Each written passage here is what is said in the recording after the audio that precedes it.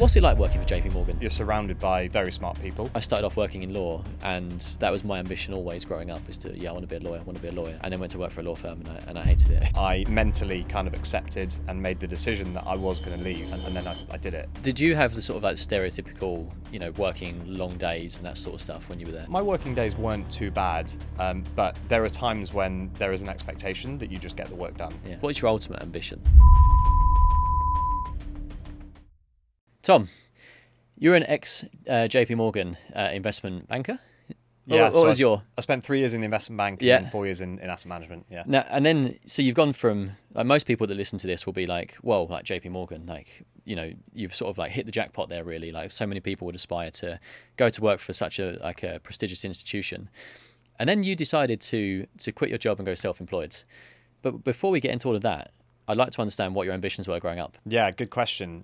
So I don't think I was ever clear on what I really wanted to be growing up. Yeah. When I got to about 18, it was around the time of the financial crisis. Yeah. And I started kind of wanting to understand what happened in the financial crisis and what was behind it. And it was at the time that I then took a gap year. So I remember reading a lot about it during my gap year. I then went on to study economics at uni.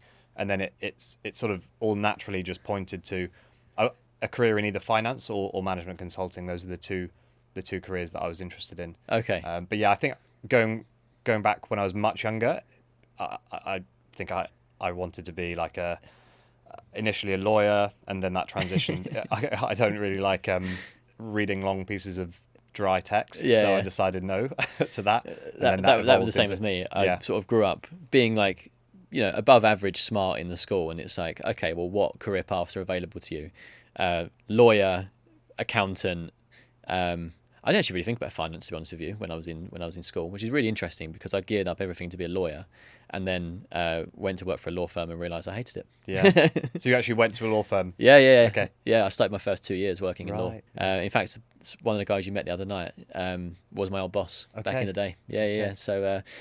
But yeah, I started off working in law, and that was my ambition always growing up, is to, I want to be a lawyer, and then went to work for a law firm, and I hated it. And I feel very fortunate now that I've stumbled across into investment management. But what was your journey like into JP Morgan? So first year at uni, I was fortunate enough before uni to actually spend a couple of days in the city, on sort of informal work experience days, and everyone that I spoke to said basically, when you get to uni, start thinking about applying to internships so that you can get onto a grad scheme. And so first year at uni, I looked at what was available, and it was kind of spring weeks in first year. So applied to a load of spring weeks. I think I did one with the FCA. It was called the FCA at the time. No, FSA it was called. It's now called the FCA. Yeah. And then a couple of kind of insight days with, like Big Four, those sorts of things. So that was first year. And then summer of first year, managed to get on a few more work experience days. And then second year, I applied to a load of internships at banks and got the one at JP Morgan. Nice. Did that 10 weeks at JP Morgan, and then was fortunate enough to be offered a job the following year after I graduated. So I managed to go into third year knowing I had a job at the end of it. Oh, wicked. Yeah. Okay. That's a nice privilege to have, isn't it? Yeah. It's like, but you can just go, yeah, okay, cool. Just kind of enjoy the last year of freedom. Well, freedom, if you want to call it that. But yeah. What's it like working for JP Morgan? So I had an amazing time there. So I was there for 7 years in total. Like I said, 3 years in the investment bank, 4 years in asset management. And yeah, you're surrounded by very smart people. Everyone on the grad scheme had come from a top uni in the UK or the US or another top uni somewhere in the world. And yeah, our first 9 weeks were in New York together. So we were all in this classroom. Really? Yeah, learning about pretty much everything we needed to know. Not everything we needed to know for the job, but like background education, so kind of how financial markets work, and understanding how derivatives are structured and all that sort of thing. And it was intense, but really, really rewarding by the end of it. And then came back from that, joined the actual job. And yeah, I mean, it was a very steep learning curve from day one. But again, you're surrounded. You're in a very professional organization. So the stuff that you pick up on a daily basis about, which you don't really realize at the time, about how to, basic things, how to run meetings, how to make decisions as a group, how to implement strategy, how to set goals, how to make decisions every month. You don't realize it at the time, but the real world outside these professional organizations doesn't really work like that at all.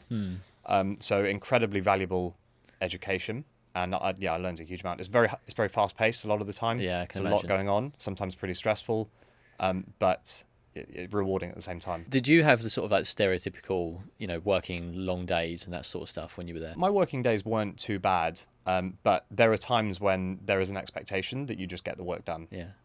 And I think nowadays people are a bit more supportive of work-life balance. So officially, it's like, manage your mental health, take time off. But unofficially, it's like if something needs to get done, then you respond to the email. Doesn't really matter what time it is. Yeah. And what was then, so you had 7 years at JP Morgan, and I can only assume, because I work in the industry as well, like decent salary and that sort of thing.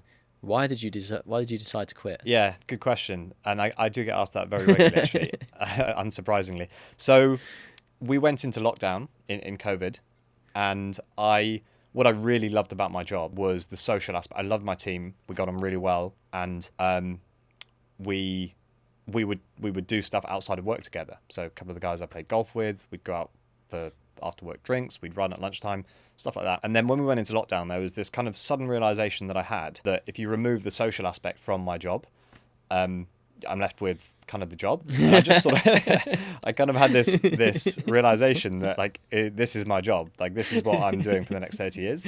And I was kind of like, okay, do I want to do this for the next 30 years? Or do I want to find something else within finance that I would rather do than this? And I kind of just thought, if I were to start from a blank sheets of paper, what do I want?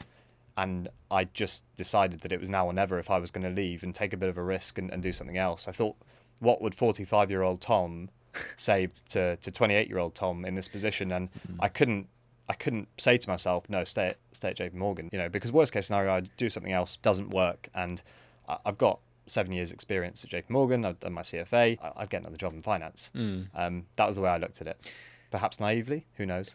Yeah, well, it's a good point. And so I flirt with these ideas quite a lot as well. And it's like, I'm very fortunate. I love the job that I do. But you often wonder, like, what would happen if I lost my job? Would I be employable? And all these sorts of things. And you've done CFA, like you say, like, again, not only working for one of the world's best institutions in finance, but also having like the top qualification that you could achieve in finance as well.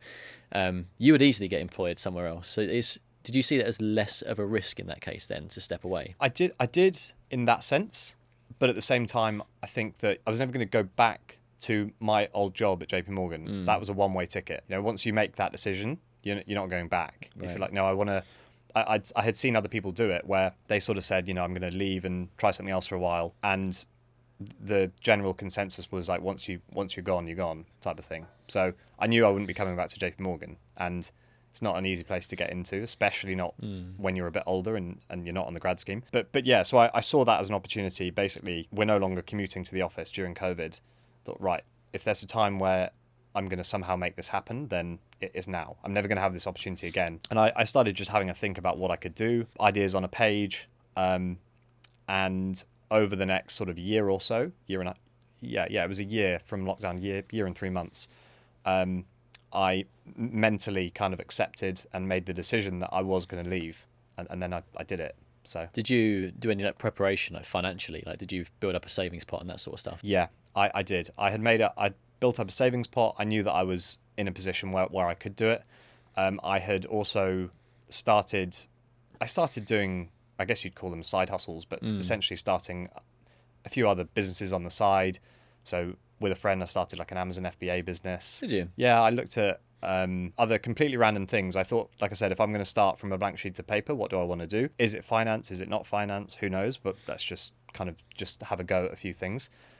Started providing odd bits of consulting to marketing agencies and just kind of quite random things. And I just thought, I'm going to go for this. But I got to the point where I was not replacing my JP Morgan income, but I was like, okay, I can kind of survive off this.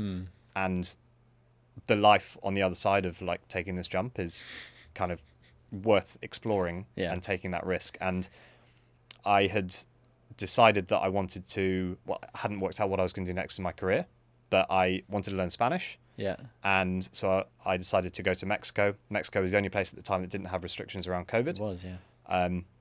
Went to Mexico and carried on sort of, I actually worked pretty hard while I was in Mexico. I was having fun at the same time, but I was working hard at the same time, just figuring out what I was gonna what I was going to do. And your cost of living's lower as well. Cost of living was lower, yeah. And I started providing odd bits of consulting. So, in fact, back a step. So as I started these kind of odd businesses on the side, I realised I'm someone who's spent 7 years in finance. Like, I do understand finances pretty well. But when you start a small business, nobody actually teaches you what you need to track, which numbers you need to look at. You get a corporation tax bill at the end of the year, and you have to pay that within 9 months. And if you spend that money, then HMRC comes after you for that money. And just odd little things like this, which they're not complicated, but very easy to fall into the trap of either not tracking any numbers, making decisions based off how much money's in the bank account, and kind of just winging it. And so I had that realization. At the same time, I then started providing odd bits of advice to other small businesses, things on kind of mergers and acquisitions and getting ready for exit and things, all to do with from a financial aspect. And I realized that these business owners were experts at what they did, but none of them really had a solid grasp of the numbers. And so I thought, okay, this business owner wants to sell, this business owner wants to acquire another business, but they don't really know what they're looking at when it comes to the numbers. So if I can just devise a simple process that would have helped me when I started mine, and albeit I was a much smaller business when I started my business, but by the time you get to 1 to 15 mil revenue, you've got a lot of money coming in and out, but you still can't afford a full-time CFO and have like a financial guide to help you understand what's going on. So I thought if I can devise a process that addresses that, so it helps them understand the numbers every month, helps them see what's working, what's not working in the business, broken down very clearly across the business, and then using that information to make data-driven decisions to move the business forward, where we're working towards targets instead of just kind of winging it. Literally. Yeah, the analogy I use is, imagine you're a car driving down the motorway and you know your destination. You can see where you're going through the windscreen. You've got a dashboard that tells you what's going on, and then you've got a wing mirror. What's the mirror called? The rear view mirror. The rear view mirror, yeah, to see what's behind you. Imagine not knowing where you're going, no targets. Imagine not having a windscreen, so you can't see where it looks like you're going. And then you've got no dashboard, so you can't see what's happening in real time. That is how most businesses operate. Literally day to day, like year to year, just getting the next contract in without a proper strategy. And I've spoken to people on the podcast who have been in various degrees of experience in their businesses, like from the ones who are the naivety that gets them through to then sort of professionalizing it a lot more. And everyone says actually that the two things that actually a guy, one of the most recent ones, a guy called Joe, he said best hires are PA and a CFO or a finance director. Get your numbers right. And often most businesses go bust because of a cash flow issue. Yeah. It's not often because the business is bad or failing. It's that you've lost the ability to manage your cash flow properly, and you've got to pay a big bill, or somebody doesn't pay, somebody goes bankrupt, one of your suppliers or whoever it will be. And then that is a hole, and then you have to fill it somehow. But you've still got your obligations. Exactly. And that's actually, I think the stat is about 80% fail due to cash flow issues officially. Wow. But if you think about it, all businesses fail because they didn't make enough cash, because nobody in their right mind would close a business that's generating enough cash. Absolutely. So, of course, every business owner has their own reason for closing down or whatever it may be. Maybe it's to do with health or something personal going on and they can't run the business. But had they built a business that was able to generate enough cash or cash flow, then there would be no reason to shut it down, because you can have a team of people that continue to run it. So if we know that the objective is to build a business that generates positive cash flow, then we can kind of reverse engineer that into a cash flow objective. And then, okay, if we need to make this much in cash flow, what does the rest of the business need to look like? It's the opposite way to the way a lot of business owners think about it, where they focus on top line revenue. Well, let's say they're doing top line revenue of whatever it is with 20% margins. Well, if you're going to double your revenue, but then your margins are going to go down to 10%, what's a waste of time? It's more work for the same money. Yeah. So getting clear on what all that looks like and forecasting it out, so we can actually understand what the future looks like and then make data-driven decisions based on that. So you've now settled on being a fractional CFO. That wasn't your first business idea then. You said you did the Amazon stuff, but was this the first one that you really settled on being like, this is the one that's... Yeah. Yeah, okay. Yeah. The other stuff that I tried, I was just kind of having a go and just seeing what I fancied doing. It was more of a period of exploration, rather than thinking this is what I want to do. It was kind of like I've been in this corporate role for 7 years, where when you're in a big corporate like that, the future is kind of quite well planned out for you. If you're going to stay there, then it's kind of like you go on this path, plus or minus a little bit, depending on how well you do. And then you leave, and then all of a sudden, the railway tracks have completely been removed. And you're like, whoa, okay, hold on, I can do anything. So is that quite scary at the same time, though? It was, yeah. I think, had someone. I mean, people do say it's a stressful period and stressful and exciting, but I didn't imagine it would be quite as it was frightening at times. Yeah, because you really don't know where you're going.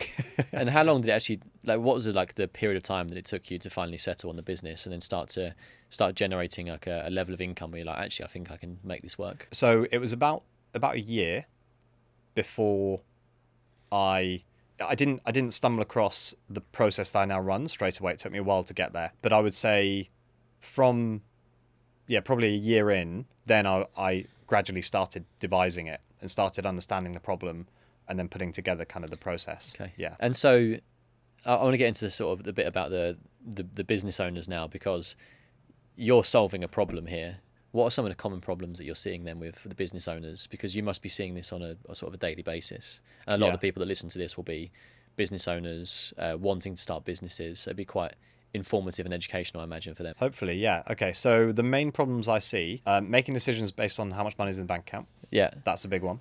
If you make a decision on, say, hiring or increasing marketing spend or an investment into the business based on how much money is in the bank account without taking account for the other bills that you've got to pay. For example, if we've got a massive corporation tax bill for last year or a VAT bill due for this quarter and we spend that money, then instantly... How many people do that? A lot.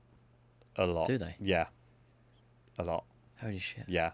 I couldn't give you a percentage, but it's really common. So people spend the money they're due to owe to HMRC? Yeah. Wow. Yeah. So they confuse that money with being the business's money or their money. Yeah. And so, often they confuse it with being their money. So they'll actually withdraw it to cover their own personal living expenses. And then they get kind of double hit with that, because not only has the business got to repay that money, You've paid tax. but you pay personal income tax on it. So, yeah. Oh my God. It's like really common. So that's number one. Number two is not understanding the difference between profit and cash. So the business owner, the accountant. Now, all businesses have an accountant. All businesses have a bookkeeper as well. Sometimes the bookkeeper and the accountant are the same person. Sometimes they're separate. But their job is to look backwards. Their job is to paint a picture of what's happened. The accountant's job is to tell you how much tax you've got to pay to HMRC and to file your accounts. Their job, unless you're specifically appointing them to do this, is not to help you understand those numbers and look forward. Right. So when you sit down with the accountant at the end of the year, usually 4 to 6 months after year end, they'll tell you made a profit of whatever, 200 grand. And the question I often get asked is, accountant said we made 200 grand, but there's nothing in the bank account. Accountant said we made 500 grand, but there's only 50 grand in the bank account. So what does the profit number mean if there's nothing in the bank account? And it is because there's a difference between profit and cash. Firstly, the dates are actually different, so that the accountant's telling you for the accounting year, and then instantly, 1 day later, it's out of date. But profit and cash are not the same thing. So would it be helpful if I run through that difference? Yeah. So to get to profit, you take your revenue, which is your sales, you take off all your expenses, and that gives you your profit. But what happens between profit and actual cash flow is the business has other things that it needs to account for. So, for example, if a customer doesn't pay you, let's say you made $1 million in revenue, you've got 900 grand in costs, so you've got 100 grand in profit. Okay, but a customer then doesn't pay you 100 grand. Okay, so whilst that number still shows up in revenue because you've done the work and issued the invoice, you will not get the cash. So your cash flow then goes from 100k, which is the profit, down to 0 because the customer didn't pay you. Or it could even be that the customer's just taking a while to pay. Okay, then you've got last year's corporation tax bill, which is another 100 grand, 50 grand. So then you're at minus 50. Then the owner's going to withdraw dividends of 50. So then you're at minus 100. And very quickly you can get to a situation where you really haven't got enough cash in the account to cover the ongoing business needs. And that's the point where you are at risk of going into administration and those sorts of things. Yeah. I see it a lot with, I see it with all businesses, but construction is a really big one. Okay. Because very often the construction companies will get squeezed by whoever's above them in the chain. They'll get squeezed on price, so their margins are wafer thin anyway. And then they will actually have to front the project. So they'll have to cover the upfront materials and they'll have to cover the labor to start the project. And then they run the risk of, firstly, not getting paid for whatever it may be, 30, 60, 90 days, but also that customer going bust. And then they're in big trouble. And that's what you're seeing a lot at the moment with construction. Yeah, in fact, my mum's she works in finance for a construction company, and they're in a similar position right now because they, like further down the chain, one company went into administration and it's left just a big hole. And not just in their finances, because they're not being paid, but there's a whole domino effect, right, in the construction industry. All these people are relying on each other to get paid. And at the moment, the economy is not exactly thriving. Would you say that, are you seeing a lot of your clients are actually in the construction sector at the moment? Yeah, a lot of my clients are in the construction and trade space. Okay. Yeah, that has just kind of happened naturally rather than through intention, just through word of mouth and referrals. But yeah. Do you have like a remit in terms of who you want to work with? Or are you happy just to work with anybody who needs some sort of like expert advice? I would say it's usually based on the size of the business and the business owner. Sort of 2 to 15 mil revenue is the typical range. Too small to have their own in-house CFO, generally. But they're at the point where they've got lots of money coming in and out, and having someone to sit down with them and help guide them on the numbers would be really beneficial. Ambitious, looking to grow, and the thing they're looking for help with is how do I grow more effectively or efficiently? So it's not necessarily coming in and sort of solving a problem, which is, look, I'm running out of cash here. Are you actually looking at these businesses and saying, right, let's lay out a roadmap for you to grow over the next 5 to 10 years? Exactly. Okay. Those are my favorite clients to work with. Yeah. The ones that are struggling, I can still help, but I do prefer the ones who are kind of in a healthy place and they've got cash and they want to use that cash to allocate to the right places in the business and grow faster, basically. So then how do you help clients, business owners, to map out that future growth? So we would start with mapping out where they want to go. So probably very similar to you. What's your target? What's your objective? 3 years, 5 years, 10 years, whatever it may be. If you were to, like I said earlier, blank page, where do you want to be with this business, personally and professionally? And then reverse engineer that back to 1 year targets, so that if we achieve the 1 year targets, we're on track to achieving that long-term vision. Doesn't mean we're going to achieve it in 1 year, but we're going to be on track. And then using that 1 year target, we break up the numbers. I do all this. I don't bore the client with this. I break the business up into the drivers of the business. So there are 16 drivers that I break the business up into. Okay. And we have essentially a target for each of the areas, and then a forecast. So I'll create a forecast for the business across each of the areas, and I create that by understanding the business with the business owner and understanding what's coming in and out of the business, any big projects we might win, any we might lose, and building an accurate forecast of where it looks like we're going to finish. And then we have a clear picture across the business of where we're on track or not. And we rank or rate each area of the business, red, amber, or green. So then the business owner, and this is really the only bit that I show the business owner, red, amber, green, each part of the business. Interesting. And that's all they care about. They don't want to know which number drove the forecast by X amount or any of that stuff. They just want to see what is working, what's not working. And then using that information together, let's come up with some objectives and next steps to drive the decision making, so that we can move this thing forward. What would be the typical focus then? So if you see one business is doing well, one part of the business is doing well, one part of the business is not doing well, is the focus on investing more time and effort into the bit that's doing well, or trying to fix the thing that's not performing well? Good question. I think the answer is it depends, and it depends on the way I would usually break it up is, of these 16 drivers of the business, if we improve one of them by X amount over the next 30 days, which one is going to have the biggest impact on cash flow? Not revenue, not profit, but cash flow, because that's the only thing we care about at the end of the day. And then we focus on that. So for example, if we identify that that their average days receivable, the amount of time it takes to get paid is, say, 60 days. If we identify that actually by bringing that down to, say, 45 days, which still isn't that quick, then it's going to have an impact of 100k on cash flow by year end. Then that is probably going to be the number one thing that we focus on improving, assuming that that has a bigger impact than, say, improving gross profit margin by X%. But what I will do is I will test all of this before I even speak to the client and say, so that when we get on the call, I can say to them, look, this is going to have the biggest impact. Yeah. This is the lowest hanging fruit. And this is what's going to move the dial by the most. Yeah. That's interesting. And then, so you come in and you, just by making a few small tweaks, you can almost immediately have a tangible impact on the business. Yeah, really tangible. So I can think of one example very recently. Construction business. In fact, I posted about this on LinkedIn. You Possibly. Saw it. You're very prominent on LinkedIn. Construction business doing about 10 mil revenue a year, barely breaking even. Some years it's a small profit, some years it's a small loss. And I showed the business owner, look, your gross profit margin is 3%. Wow. Gross profit margin. Okay, so rather than me saying your gross profit margin needs to be 10%, I would say, what do you think you can achieve a gross profit margin of? And he sort of said, 10%, about 10%. Okay, fine. So why do you think it's 3? And so, and he didn't know. And I said, okay, well, look, what I've seen with other clients in the construction space, very similar business to yours, is that you actually do achieve a 10% margin on most of your jobs, but you have a couple that just go horrifically wrong, and that completely wipes out your profit for the business. And that's what's pulling the gross profit margin for the whole business down to 3%. And that 3% is not enough to cover your overheads, which is why you're breaking even pretty much. And providing that level of analysis is something that he hasn't been able to do himself. Firstly, because he doesn't have the time, but also because he doesn't really know how to break it up and which numbers to look at over which time period and how to understand it. Sorry, what was the question?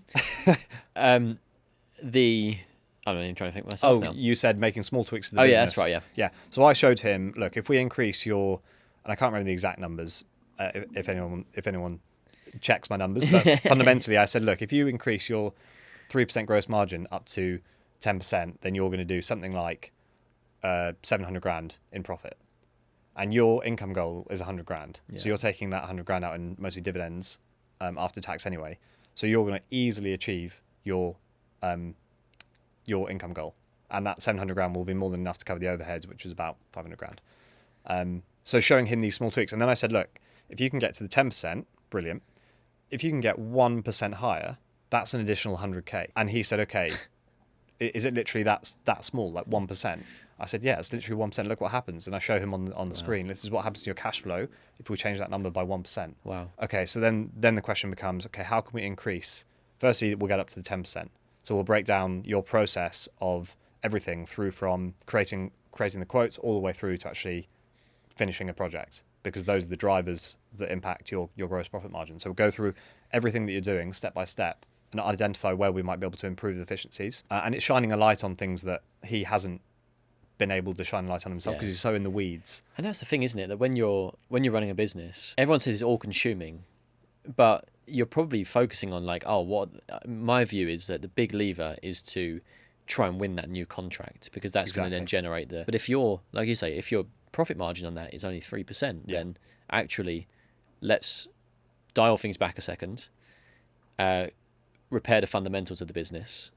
Then when you go and get that big contract, you're going to be so much more profitable. You're going to have so much more money. You're going to take home more money at the end of the day. And your business is going to be cash flow positive. Exactly. It's essentially doing less work for more money. Yeah, literally. It is easier said than done, because I'm kind of the objective third party who's looking at the numbers and moving a few things around and saying, well, you should do this instead. But and it is easier said than done. It's not easy to get a consistent 11, 12% margin in construction, because they are constantly being squeezed on price. And things do go wrong in projects because the end customers want fixed prices, and they're committing to deliver a project for a fixed price. It's not easy, but what we can do is gain clarity on the numbers. We can gain clarity on what's going to come in and what's going to go out, or what we expect to. And from that, we can forecast. We can see what's likely to come in over the next few months. Instead of us just suddenly landing in a position where we don't have enough money to pay payroll, or we can't pay last year's corporation tax, we can see that 3 to 6 months in advance, and we can plan accordingly. So if we know that we're going to need external financing to cover something, we can make plans for that. Or we can not make that new hire because whilst we've got 100k in the bank account, we know that we can't spend it. So that sort of thing. If you were going to start a business today, what business would you start? Good question. So I would start a business that has high recurring income, which is easier said than done. Yeah. But I come across a lot of businesses every day, and I speak to a lot of business owners, and I also work with businesses who are preparing to exit, and also those looking to acquire businesses.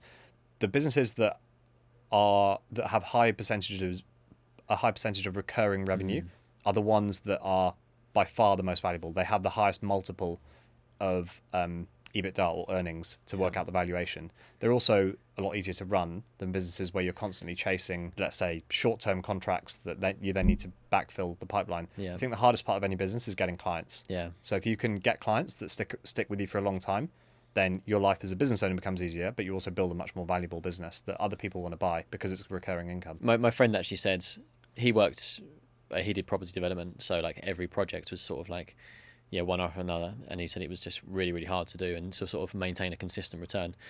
And he said, when you start a business, you do not want going into every new year your revenue number to start from zero.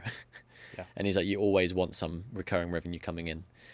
And I don't know what that's from. Like, we're seeing more and more subscription models now. Yeah. Like, I've worn a Whoop in the past, for example, or the subscription like Netflix and those sorts of things. They're just getting people on these recurring. Yeah. And like, people don't necessarily see that as recurring, but that's what it is. It's a subscription model. Wealth management, the job that I do, has the same. You're working with people, hopefully over a long period of time. Yeah. You charge them a fee for managing their finances, but the expectation is that from one year to the next, they remain a client of yours. And so you know that every new client that you bring in on top of that is bringing in new revenue and therefore new profits. And it's quite a wonderful... Well, I'm very privileged to work in the wealth management industry because it is one of those things, but you realise like that is a bit of a hack when it comes to building a business. Yeah. Yeah. And having that understanding that is what makes the business firstly more valuable, but also more easy to run. Yeah. Do you actually come across many business owners that are looking to sell businesses? Yes. More so now as well? I would say it's pretty consistent. Okay. But there's this big shift that everyone keeps talking about. I've heard this on podcasts so much recently, like these boomer businesses and people are looking to sell and exit and these sorts of things. Yeah. I've only been exposed to the small business world for the last 4 years or so I wouldn't say I'm getting more inquiries now than I was 3 years ago. Yeah. But there are certainly lots of businesses selling, but I think there still will be in 10 years, 15 years. Yeah.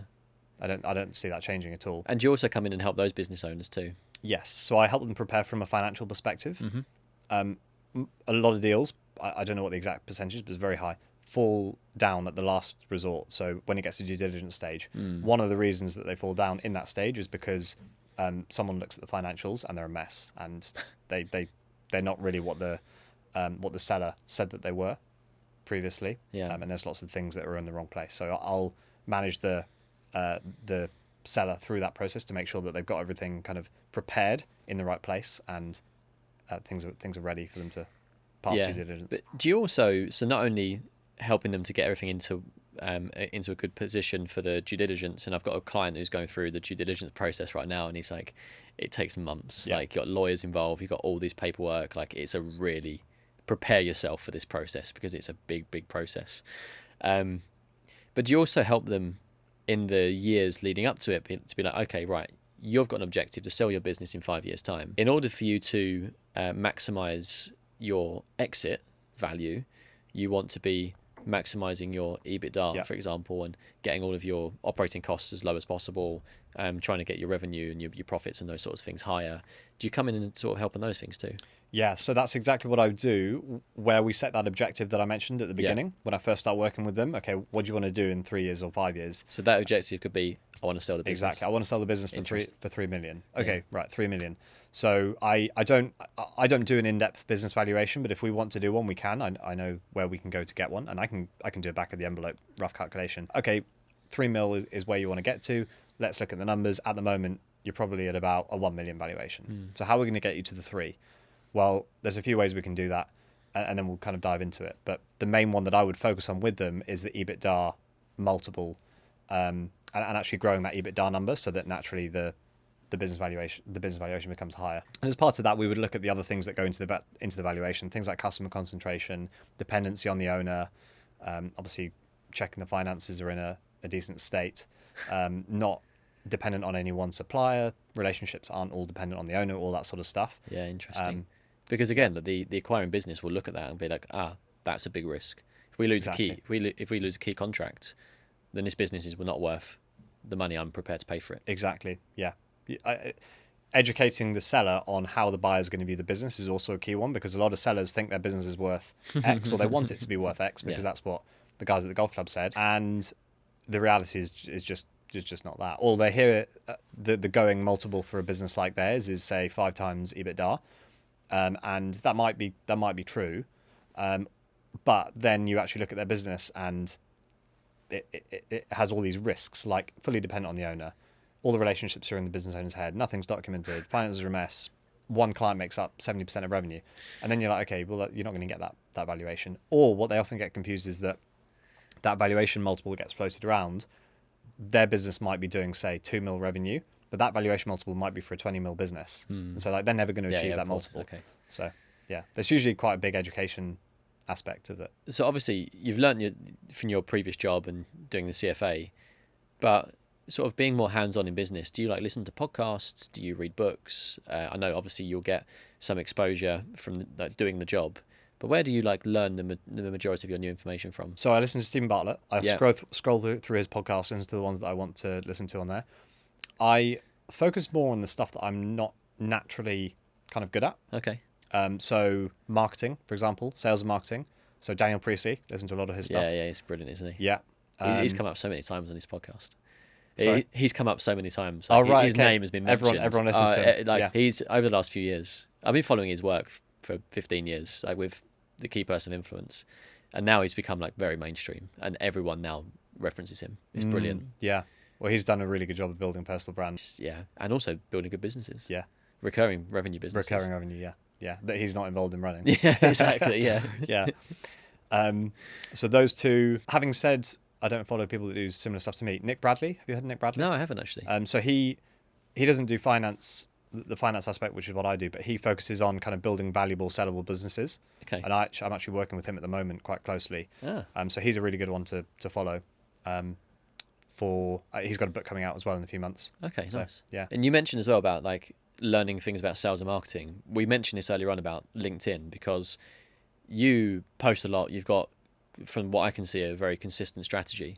Is that something that you deliberately decided to do and start actively posting more? Yes. So from listening to people like Stephen Bartlett and Daniel Priestley, where they say that building personal brand is the most valuable long-term thing you can do.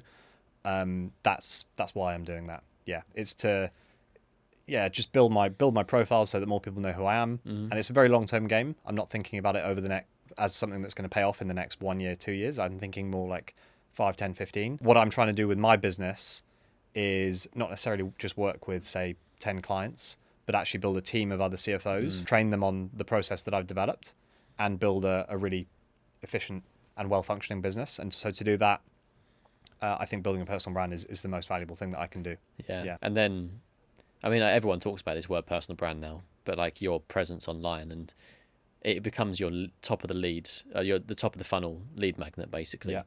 And people buy people, and that's the most important thing. And I've seen this from the podcasts. Like putting a face and a voice to a name is huge. Yeah. Like you can have your LinkedIn posts, or you can have like your whatever it is, like just, I work for this particular company. But if people can tune in and see what you look like, how you sound, can I get on with that person? Do I like what he says? Yeah. Does he say something that's completely a red flag for me? All these sorts of things that people are building the whole time, aren't they? Yeah, absolutely. What are your ambitions? What's your ultimate ambition? So personally and sort of professionally, I'd say. Personally and professionally, a bit of a cliche thing, but I think it's to do the work that I choose to do rather than the work that I have to do, which I think is what a lot of people aim for. My objective isn't to go and retire on the beach and chill and do nothing, but yeah, it's is to do the work that I enjoy doing, the work that gives me energy. So the work I'm doing now gives me a lot of energy, but at the same time, I think I can have a much larger impact than me just helping 10 clients on my own. And so I touched on it a few minutes ago. What I am looking to do is to build a proper business where I have a team of CFOs that I've trained on my process. And for the foreseeable future, I'll be the one who's kind of responsible for going out and bringing the clients in and building those relationships. But then I'll have a team of CFOs who will then deliver the work, deliver the process. Yeah. So that's kind of the objective. Yeah. Do you sort of want to not retire because you want to continue doing this for as long as you can? Yeah. I don't see myself retiring. Yeah.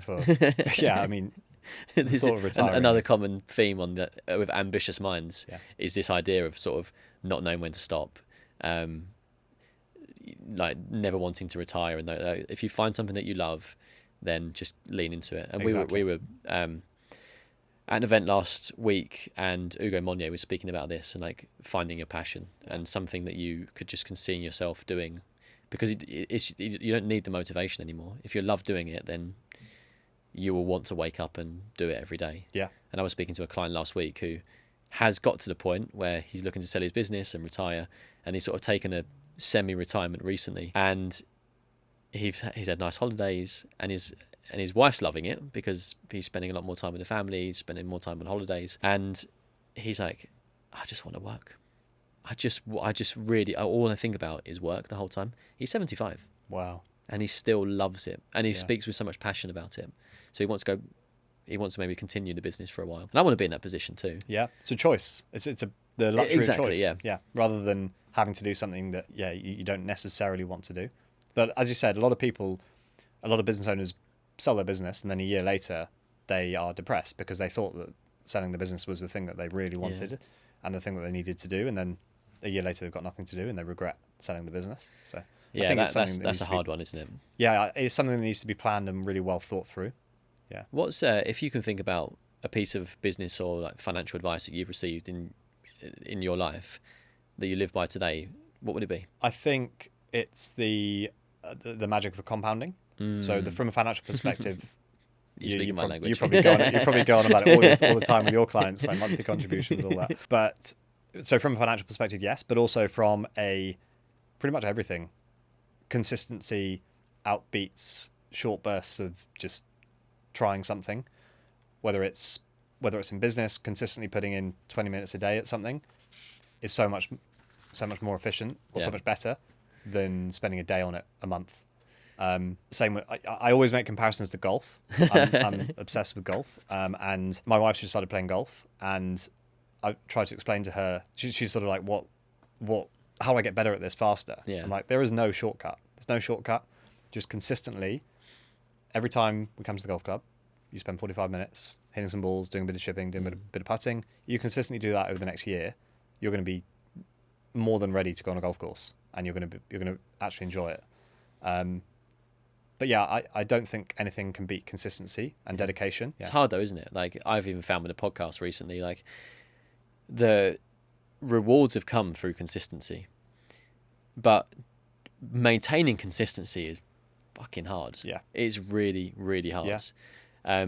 Because you have to show up, and if it's something that's a side hustle, which this is, you have to make it fit outside of work. And when work's busy, then you just have to try to be as consistent as possible. And I've let things go recently. Yeah, something has to give. Something has to give, yeah. And like my job pays the bills. Like I can't, and I love my job. It's brilliant. Like I enjoy going to work. I enjoy the people I work with. I enjoy the job that I do, and I'm very lucky.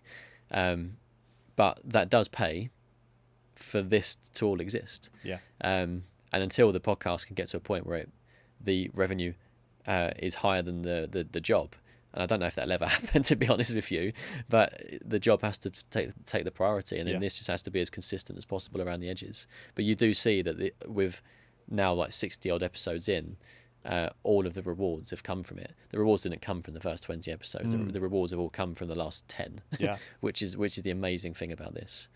And then hopefully that compounds over time, as you were saying there. Yeah, I think so. Stephen Bartlett, I think it was actually with Daniel Priestley on his podcast. The highlighting this compounding effect, this was probably 6 months or so ago.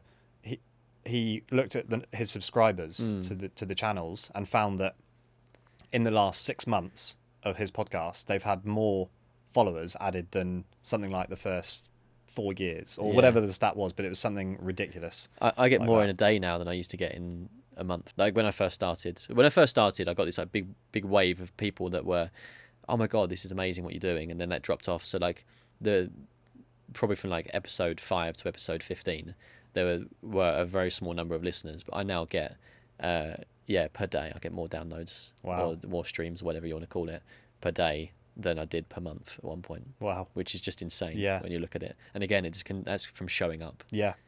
I think to your point, showing up is important, but naturally when you've been doing something for a while, you do hit a phase where that initial bit of motivation or that initial bit of excitement can fade off when you have something else that needs to sort of take priority. You just can't prioritize it in the same way. Yeah.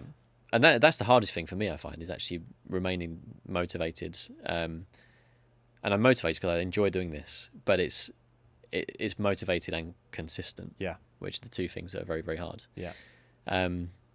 But when we talk about ambition, because like I really enjoy listening to things about like the businesses that people build and these sorts of things, but I also try to like understand like the mentality side behind it. What does ambition actually mean to you? I think it means constant growth, always wanting and striving for more. And is that, would you describe yourself as an ambitious mind? I would, yeah. I don't know if ambition is always healthy. I think you can have unhealthy ambition, because if you're ambitious, then it might suggest that you're not quite content with where you are, which to be honest is what I feel like.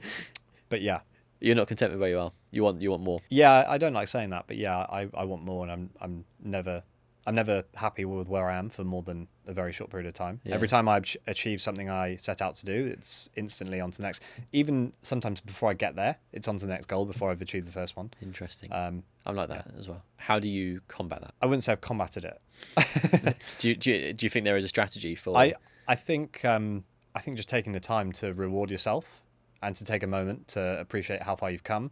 Things like journaling and meditation can be really good, just to sort of level and get back in the present moment, rather than very easy to get into a cycle of waking up and instantly just sort of starting work and not just taking a moment to have a bit of gratitude of the progress you've made and sort of settle into the present moment. Don't want to sound too woo-woo, but but I think that can really help in making a day go smoother and less sort of thinking about the future too much. Yeah, I think that it's just to add another layer into that would be celebrating your wins. Yeah, like celebrating the new client that you get, or the result that you achieve for your clients. Because I also get into this habit of, I achieved one thing, onto the next one straight away without even acknowledging what I'd just done. And like you say, that's where ambition borders into being unhealthy, because what is it? What's motivating you? It seems to always just be like doing more and more and more. And I think that's what's motivated me. I don't know why. Like, I don't know what I'm trying to actually achieve, I guess, with all of this. So actually, celebrating each win as you go along. I think the worry I have with it is that you constantly just strive for more, and all of a sudden you're 70 years old and you've never actually taken a moment to appreciate the progress you've made, and then you look back wishing you had. That's a good bit of advice, though, isn't it? To almost put yourself in the shoes of the 75-year-old you, and then say, looking back, like, what did you need to be able to do? Yeah. Do you know what do you need to do in your life? I think to look back and then say it's been a success. I think okay, we can talk about the things I want to achieve, but like being more present and just enjoying every day. That's what I need to focus on. Yeah. Have you tried meditation and stuff like that? Yeah, I do. I meditate all the time. Yeah. Actually, not so much recently, but I've just started getting back into the habit. So 20 minutes every morning. I try and do 5 minutes of journaling as well. Sometimes I miss that, but that was I struggled to do that as well. And again, we sound like very similar here, because like we even wear the same shoes as I do. But like tried meditation. Actually, I find it has a massive benefit for me, to be honest with you. Tried journaling, but it didn't really stick. But trying to find these like hacks to try to make me more present, and rather than just like focusing all the time on the next thing, the next shiny object. Yeah. I think is something I'm trying to find the answer to. And I guess the reason why I'm asking this question as well, I'm trying to find the answer myself. Yeah. It's like listening to a podcast and seeing if you can like pull on any good bits of information. Yeah. I think that if you constantly just strive for more and you never enjoy the wins when you get them, then what was the point? Yeah. Like you are striving for more so that you can have the feeling of what that feels like. But if you never get the chance to actually enjoy it, then it's all pointless. Yeah. And this sort of going full circle now, this also applies to the business owners as well, right? Yeah, definitely. Yeah. I imagine there's an element of like you go in and do almost like financial and business coaching to businesses, but there is probably an element as well with business owners of like life coaching to a degree that they need. Yeah. To be like, what are you doing this for? What's the objective? Yeah. And then how then do you piece it all together and then make it work? Because ultimately, like when you speak to a business owner, does the question ever come up like, why are you doing this? What's your purpose from building this business? Yeah, I don't think I go as far into like what's your purpose. Not quite that deep, but I do often ask why you're doing this, and very often it can make people feel quite uncomfortable. Really? Yeah, because they don't ask themselves those questions very often. Yeah. They don't know the answer. Yeah. Or they'll give an answer, but it'll be kind of a surface level answer. Doesn't really answer the question. Yeah, exactly. Yeah. That's interesting, actually. Maybe a lot more people need to focus on that. Is there one investment that you've made?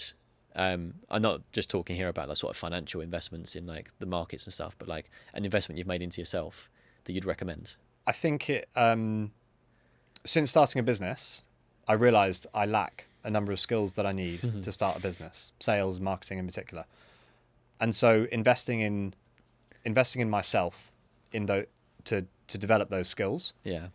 And then I'm also doing a bit more now about how I can get on more stages, essentially. Podcasts, training sessions to business owners, and training on how I can make those appearances as effective as possible in delivering a message, educating the audience. Those have been the most valuable investments that I've made. Yeah. Yeah. So again, constant growth and improvement, as you were saying earlier on. Yeah. So had I not made those investments, I probably, I can almost say with certainty that I would not have the number of clients that I have. Yeah. I wouldn't have my LinkedIn presence in the way it is because I wouldn't know what I'm doing. Did you pay for a like LinkedIn course? Yes, I did. Yeah. I did. Chris Donnelly's. Oh, did you? Yeah. And that's we talked about that the other day. We did. Yeah. I think you were thinking I was about doing going it. to. Yeah, that's right. That's you actually did it. Yeah. And has that had a big impact? It's having a big impact. Okay. Wow. But again, like it's not a short-term game. Yeah. So it's something that you get a lot of engagement. I do get a lot of engagement now. Didn't before. Wow. Yeah. But it's thinking about it as a long-term game. Oh my God. So sidetrack. So Chris says that all of the opportunities that he's had in his, this isn't a big promotion for Chris. By the way. All the promotions that not promotions, all the opportunities that he's had in his life over the last 4 years or so since he started building his personal brand. Yeah. I think he's got like 4 or 5 million followers across all the platforms now, have come as a result of his personal brand. Yeah. Is he that big? Yeah. I think he's got 1 million on LinkedIn, and then the others are across TikTok, Instagram. Yeah. Jesus. Yeah. I only know him for a podcast. He hosts his own podcast. Yeah, maybe he's including the subscribers to the podcast in that number. But he's got like 1 million followers on LinkedIn. He's got 1 million on LinkedIn. I didn't realise it was that big at all. Yeah. That's insane.